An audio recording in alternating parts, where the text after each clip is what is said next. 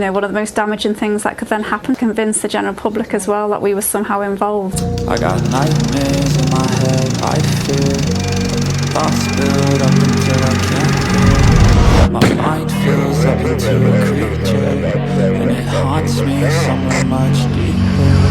I got nightmares in my head, I fear the thoughts build up until. Hello and welcome to True Crime Rocket Science, the most authentic voice in true crime. This is part 2 in the 3-part series Amaral versus the McCanns. In this analysis, we dig even deeper into Detective Amaral's theory about a cadaver and how he believed it was transferred to and from a vehicle in more detail. We'll be looking at that seminal article from Praia da Luz, basically Portugal's version of the Daily Mail. It's a daily tabloid with a circulation of around about 110,000 copies sold per day. We'll be looking at an interview conducted in July 2008 between this newspaper and Detective Amaral. Before we get to that, if you haven't subscribed to the channel, please do. Welcome to the hundreds, I think a couple of thousand of you have subscribed since I've started covering this. I will be doing one more episode before we deal with the number 4 clue we all missed, so look out for that. If you're enjoying this episode, please like, share, leave a comment. I do read most of the comments, so if you've got an interesting question, let me know. You can also hit the thanks button and let's get started.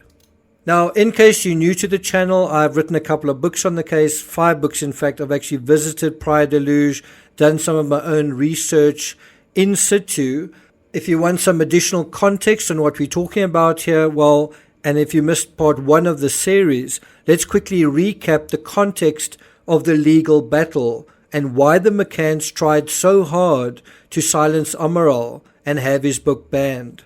In January 2009, remember, Madeleine was, whatever happened to Madeleine was in May 2007. So over a year and a half after the incident, the McCanns were seeking around £1 million in damages over Amaral's claims. You may remember the Ramseys also sued Detective Steve Thomas after he published a book implicating them. Well, that book is still out there. By mid-2009, the British media were already referring to Amaral as, quote, the disgraced Portuguese detective. Nothing about Madeleine's parents being former suspects or the disgrace at leaving their 3 children while going out to dinner, and you never really hear about those cadaver alerts either. 6 years later, in 2015, Madeleine's parents won libel damages and Amaral was ordered to pay £500,000. But then the next year, in April 2016, Amaral appealed the verdict and won his case against the McCanns. Then the next year, the Supreme Court in Portugal also found against the couple. Now they were on the chopping block for damages. According to an article in the Irish Mirror, quote, in a last-ditch bid for victory, the McCanns from Rothley, Leicestershire, went to the European Court of Human Rights. That ended in defeat for the pair last September 2022, when 7 judges unanimously upheld the former detective's right to free speech. Now, currently, headlines related to the McCanns are about an army of witnesses, 48 I believe, who are lining up to testify against Christian Bruckner. The verve of the British media is staggering. They continue putting Madeleine's photo next to Bruckner's photo regarding a trial that has nothing to do with Madeleine, and no one related to Madeleine will be testifying. In other words, the British media are manufacturing content related to Madeleine McCann that is technically, legally, demonstrably not related to her. I'd be interested to know whether the McCanns feel the attempt to convict Christian Bruckner isn't hampering the search to find Madeleine, especially because those trying to prosecute Bruckner believe that Madeleine is no longer alive. On the other hand, all the attention on Bruckner means there's little to no attention on the McCanns, and perhaps that suits them quite well. So what was the narrative the McCanns tried so hard to suppress? Well, let's review part 2 of this basic narrative that led to a 13-year court battle with the McCanns, and one that Amaral ultimately won. And of course, we're referring to the original source from 24 July 2008, Praia da Luz. Here we go. So this is from the newspaper side question coming. Once the abduction theory was set apart, how is the death theory built? Amaral responds, with the elements that exist, we could only reach an accident, natural death, any cause without the intervention of another person. And I do agree with that Madeleine wasn't intentionally killed. He goes on to say, we were cementing evidence and advancing to understand what happened to the little girl's body, also based on information from the British lab about residues that were found inside the car that was rented by the McCanns. Now, when he says residues, it kind of makes you think of chemicals and chemical compounds. And does he mean things like blood, or does he mean things like refrigerator fluid and blood? Anyway, let's see what he says in this interview. Where and how could they have hidden the body for over 20 days? Amaral answers, that was what we were trying to find out, searching within their friends because the couple had a lot of acquaintances. We tried to understand where the little girl could have been during those 20-something days. Next question. Out of reach from the searchers. Amaral, yes, there was information that the couple had been seen walking towards a certain apartment block. We were trying to understand which apartment it was, who had access to that apartment, but everything stopped. That's really interesting, this idea that they knew someone in a certain apartment, and that was where certain things were going on. And one does wonder, was that apartment quite close to the villa where they were staying at? In any event, the next question is, how do you interpret that stopping of everything when you left? He says, it seems as though an investigative review of the inquiry was undertaken. Next question. It was even said that the blood that was found was not human. And this is so important to be very clear about. And this is something that's made very explicit in the PJ files. I'll read that in a moment. But this is his response to that. The dogs only smell human blood. The sample that is collected and taken to England to be analyzed with the low copy number technique is microscopic. The technique does not allow them to state whether it is blood or any other type of fluid, but it guarantees that it is human. So this notion that some friends of the McCanns said that this blood could have been from meat of a certain animal or even fish is simply not even possible. And I do think it's interesting that that was even put out there and allowed to be put out there. I want to refer you to a report or a little excerpt from a report written by Martin Grimes, the handler of Eddie and Keeler, and he wrote the following: CSI human blood detecting dog. Keeler, the crime scene investigation dog, will search for and locate exclusively human blood. In other words, you call that the blood dog, whereas the other dog, Eddie, was the cadaver dog. So Keeler, the blood dog, would locate contaminated weapons, screen motor vehicles, and items of clothing and examine crime scenes for human blood deposits. She will accurately locate human blood on items that have been subjected to cleanup operations or having been subjected to several washing machine cycles. In training, she has accurately located samples of blood on property up to 36 years old. In order for the dog to locate the source, the blood must have dried in situ. Any wetting once dried will not affect the dog's abilities.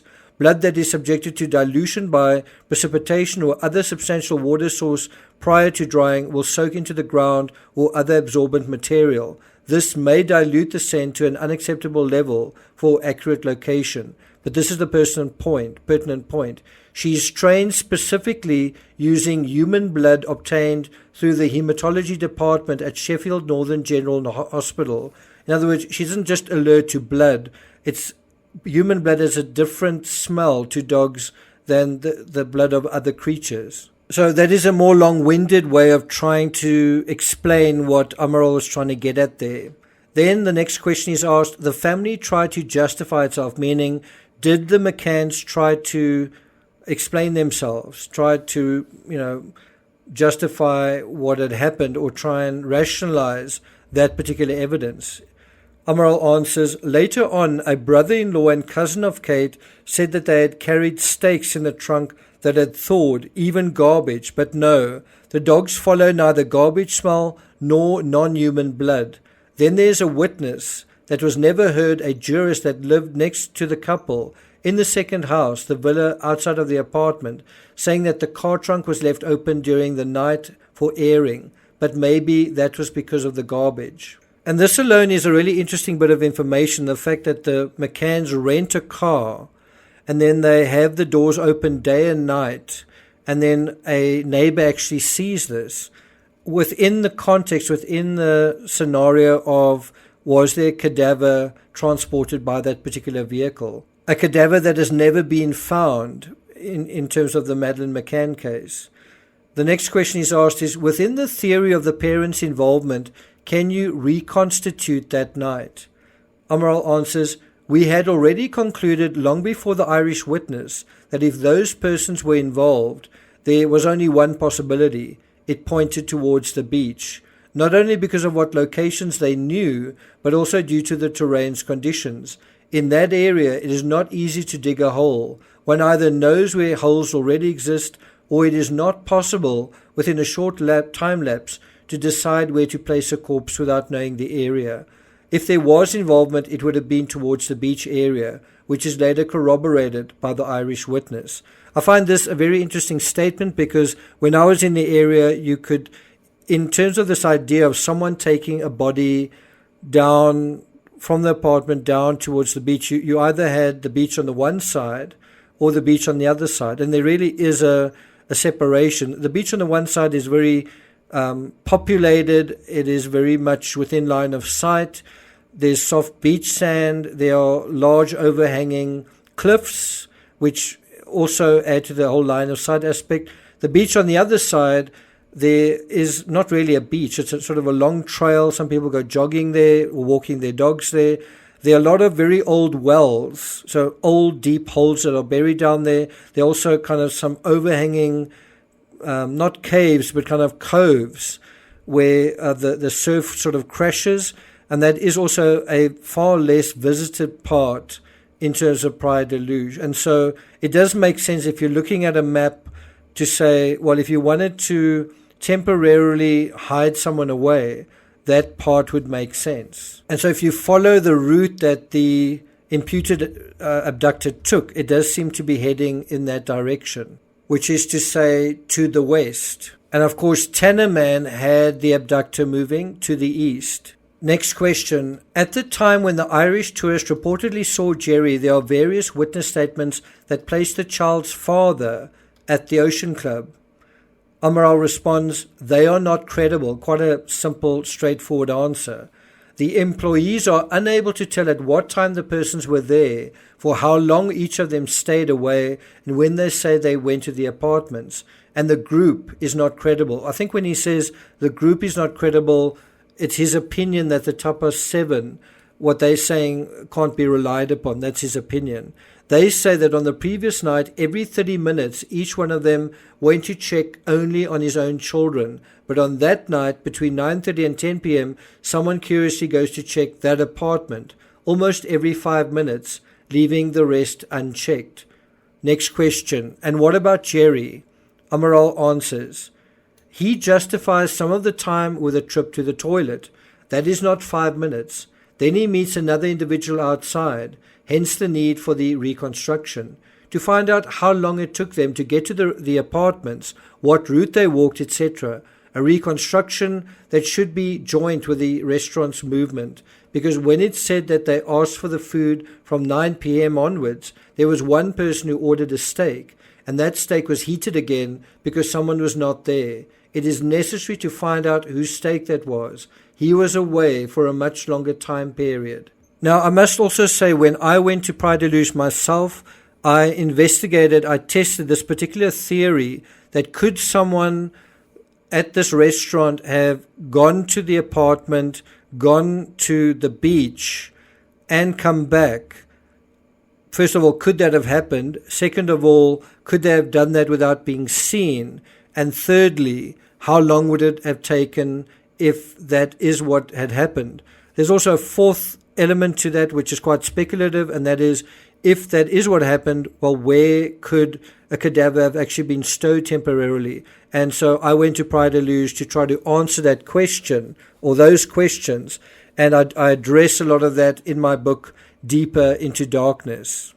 I'll put a link to that in the description. I'm not going to take it further than that. Look out for episode 3 in this series, where we'll look at the final section, which is quite a crucial section from this article, this interview in Correio da Manhã. Thank you for listening, and I'll see you guys next time.